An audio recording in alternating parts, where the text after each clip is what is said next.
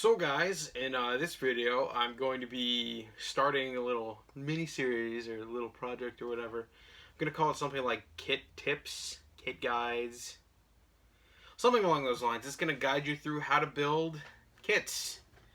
And I figured I'd start out with something super basic, an Athearn blue box piece. I'm not going to lie, I kind of prefer this box art over the normal steam engine one. But this one is a Bev Bell kit, so it's custom painted.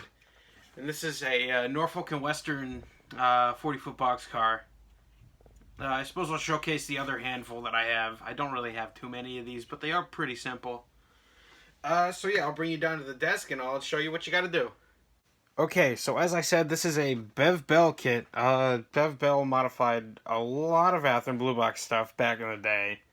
And so this is a Norfolk and Western modern N&W paint scheme 40-foot boxcar. I guess I'll turn it around, pop everything open. You're going to want to keep both parts of the box handy. First up, we have the instruction manual.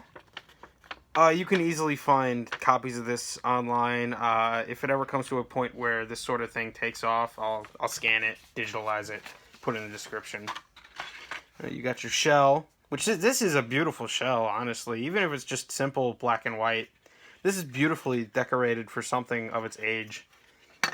With a little tiny bag of parts,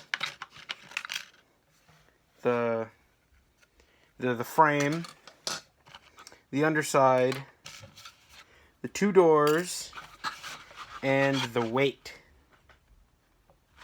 Okay.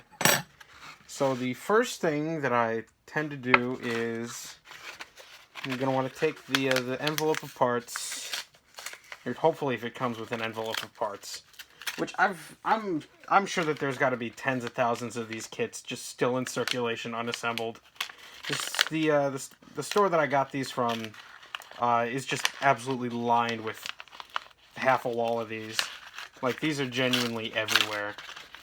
You can pour all the small parts into here, which include coupler covers, brake wheel, truck assembly, horn hook couplers, and screws to hold in that, blah blah blah. It's empty. We put this off to the side. Now, I've assembled a handful of these already, so I don't plan on looking at any instructions, but I would advise you to if this is your first time. So the first thing that I typically do, that seems to be the hardest for me at least, is put the underframe on the boxcar. These are basically the two biggest parts of the thing. And so it's easier if you just do it first, so you don't have to worry about getting parts of the underframe worried or whatever. Oh, there's a little bit of flashing, so I guess I'll fix that real quick. Oh, I totally forgot to talk about parts. Not parts, tools. You're definitely going to want like a basic tool set like pliers, clippers, a bead reamer, some sort of circular file. No, not a Dremel, just like a file. It's like in a circle. Yeah, screwdriver. Oh, well. But really, you don't need glue for these. Like, these just snap into place. Snap and screw into place. So next, I believe that the weight is flat, so I don't have to do any bending with this, do I? Flip it around and we'll test it. Does it rock?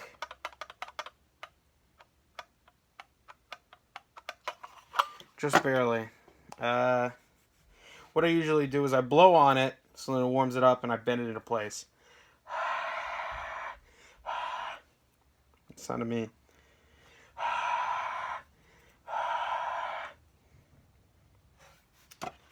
Put that back in.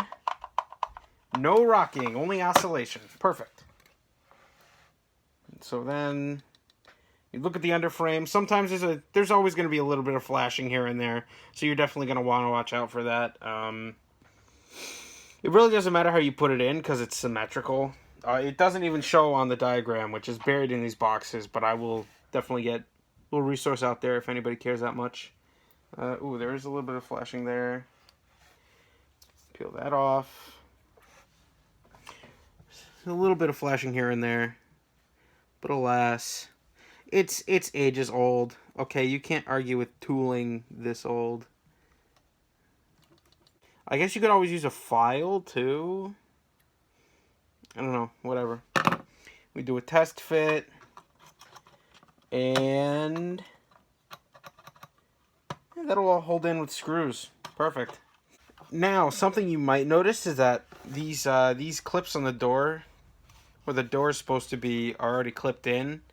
If your product is completely unmodified, then these should be loose, but mine aren't. So I like to just line them up. And sometimes these doors have a little bit of give to them, so you can bend them around. Again, I'm sorry I can't show you this all on camera. My camera holder thing that held my phone above my desk decided to not want to suction anymore after I moved it a grand total of once. So you are stuck down here until I can get a decent phone holder thing.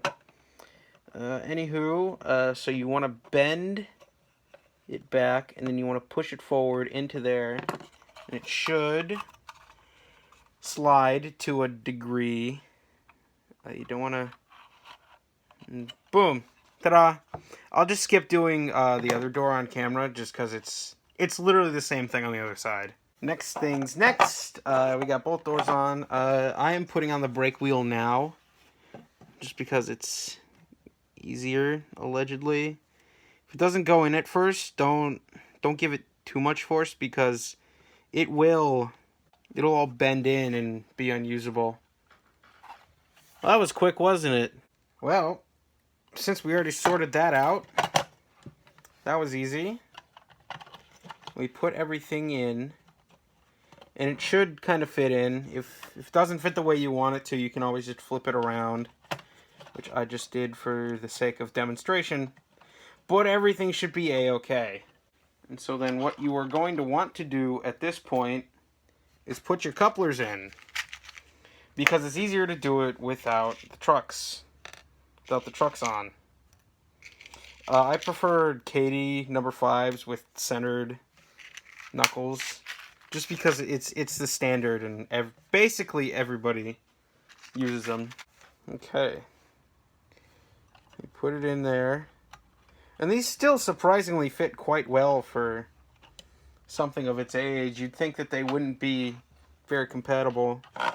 So these are like the snap-in metal coupler covers. You just want to push it in. Wow, that was quick. Okay, I guess I'll do the other side.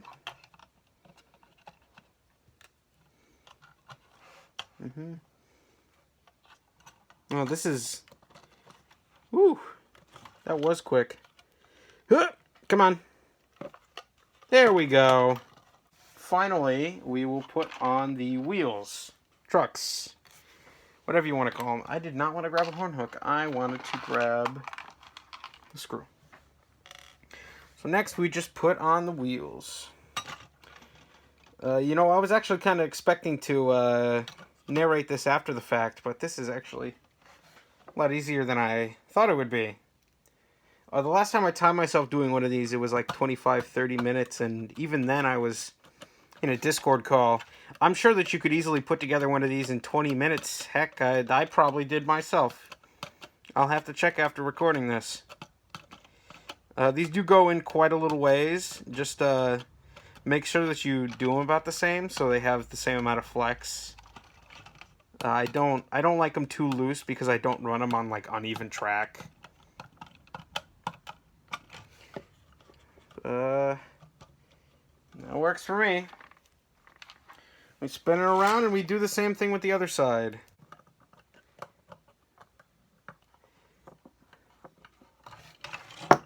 Just do a little bit of a test. Works for me. Just to improve the lighting, I have turned on the God light, just because this is an all-black car. But that was quick. Look at this. That was really simple. And it didn't even have to glue anything, put anything into place. The doors on this one are a little stiff, but that just... some of the castings aren't as nice.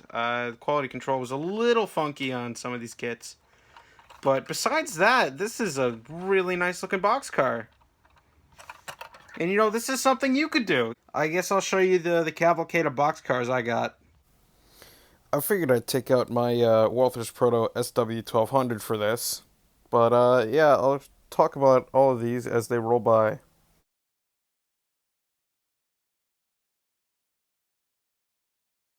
So up front we have the Norfolk and Western car that you just saw me build. After that is a Lackawanna one, also a modified Bev Bell kit. Next is a Lehigh New England one. And finally a New Haven script style boxcar, followed up by a caboose, which is not Athearn Blue Box. The next candidate for a kit guides video will be an Athearn Blue Box 34-foot covered hopper, as I have one or two of those laying around. Tell me what other sort of kits you'd like to see, and if you enjoyed this one, and if you enjoy this sort of video. Thanks for stopping by. I'll see you in the next video. Later.